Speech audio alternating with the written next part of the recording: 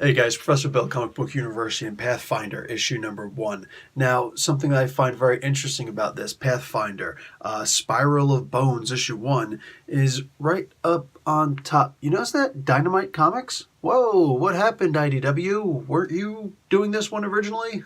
so, interesting. I could be wrong. Maybe it wasn't IDW doing this, but I could have sworn they were doing this and the Dungeons and Dragons and everything else with these properties. Either way, there is a lot in this comic book. Right up on top, also, there is an exclusive map. You open up the first or last page, and there it is. This will slide right out nice and smooth. You don't have to rip anything in order to get it out, and we'll get to that in just a hot second. But the comic book, this is interesting. I want you to take a quick look at the art inside. This is pretty cool, man.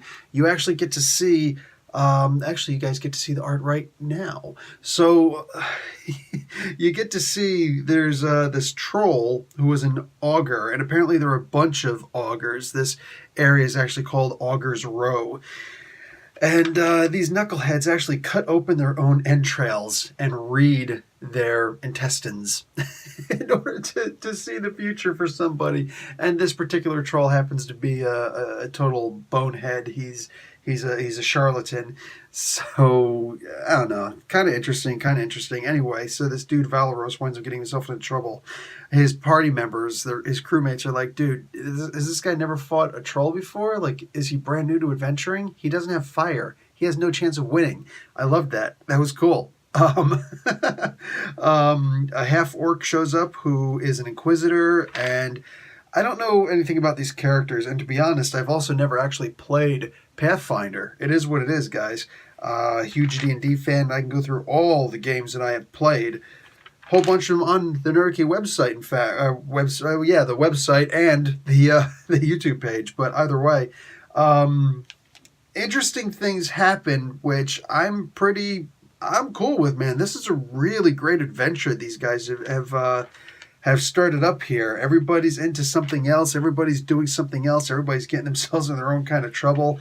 These two dudes, they go off to investigate something, and they end up 400 feet below the city in some kind of a infested area. So the other guys, and the one guy's a mage who goes down there, but he had a certain set number of spells memorized, and that's something that I always push for in Dungeons and Dragons. I said, listen, guys, if you're playing a wizard, please actually put down the spells that you want to have, regardless of what do you call it? Your your desires. All right, just put down your spell list first, because if you do that, then I can kind of mess with you once in a while. You know what I'm saying? So the guy the dwarf who the wizard is with, he's like, hey, listen, man, honestly, like, you don't have like a teleportation spell or something like that memorized? He's like, nah, man, I got mostly study spells because I was just going to go to the library to study. And I have a couple lightning spells memorized just in case, for defense. But these are foot-thick stone walls. What am I supposed to do here? This was cool, man. Anyway, so there's an adventuring party to go down there and try to rescue them, but they come across these creatures who think that they're in there to murder them, so they get into a fight with them. And it's interesting because I don't know what any of these kinds of creatures are. I have no idea what any of them are. Pathfinder apparently does a bunch of different kinds of creatures from the standard Dungeons and Dragons realm. So I've never seen these kinds. Some of them look like cloakers and whatever, but interesting. Anyway, the one knucklehead decides to go and grab an item. He's searching for treasure. He's doing a search for loot. And just as he's told, hey, don't touch anything because I have to do cast a spell for detect traps. And nope, he gets teleported to some other dimension and caught by some giant freaking demonic thing. And yeah, he's in trouble. This looks like a demonic hag, a tiefling hag or something.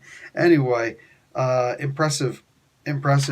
Also in the back of this is a Star Frontiers story. So that's cool. They actually explain that right at the front. It features a Starfinder story. That's kind of cool, man. I'm digging that. And on top of that, along with this map, and this is a map of Augur's Row. Let me open this puppy up. It's not that big. Doesn't really have to be. It's one of the permanent settlements that they actually explain it inside the book. It's one of the permanent settlements of this particular town that they're in. And, it's where all the seers go. So all these trolls who are going to read their own entrails. And, it's not hexed, but it's squared instead. That's cool. And when you're not using it as a map, you can use it as a little poster. Dude, they thought of everything. This is absolutely awesome. Is this this makes it worth to buy the comic? No, it's not. But it's one of those extra little boosts that makes me really happy. I dig it. So this is an issue number 1. This is a Pathfinder. This is, to the best of my knowledge, best of my memory, this is brand new for Dynamite Comics. Dynamite's done some pretty good stuff with a bunch of old characters. And they've got they got the advertised story and then the bonus story from Pathfinder.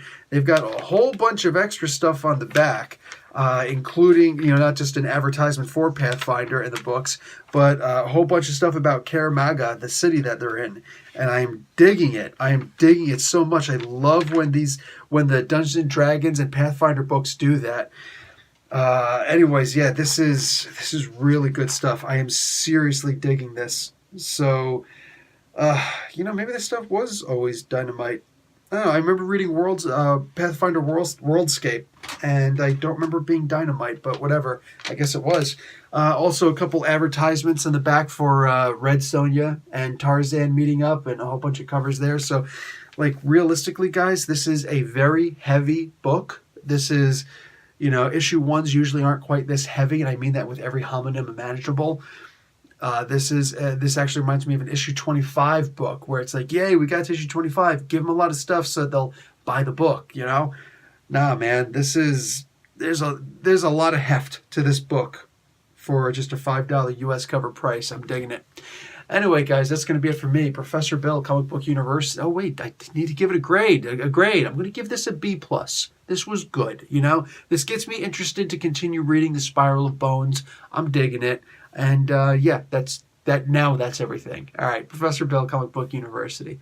Class dismissed.